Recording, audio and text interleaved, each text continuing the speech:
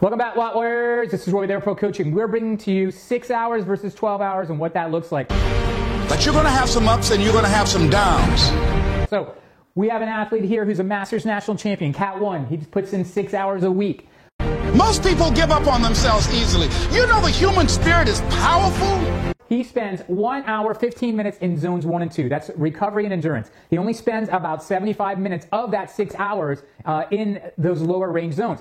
He spends the rest, 4 hours and 45 minutes, in working zones. That's tempo or higher. So we're able to track that using a device called a power meter. There's nothing as powerful. It's hard to kill the human spirit.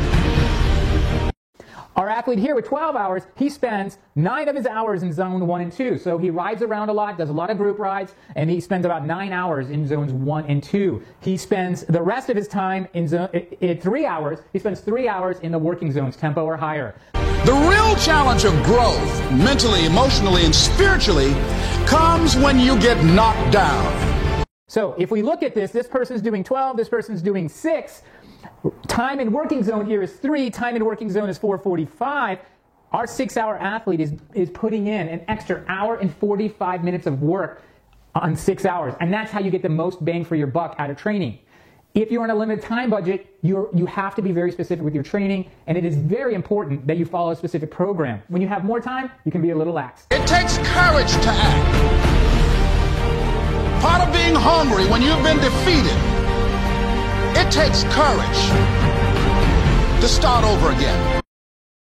So, you can make the best of the time that you have, but you really have to pay attention to the time you spend in zone. So time in load or time in zone, time under tension, time within a specific power is very important. If you're spending too much time in zones 1 and 2 and you're doing 12 hours of riding, you may not be getting better, okay? The key is not the time that you're riding, but what you're doing with that time. Up your watts. Fear kills dreams. Fear kills hope. Fear put people in the hospital. Fear can age you, can hold you back from doing something that you know within yourself that you're capable of doing, but it will paralyze you.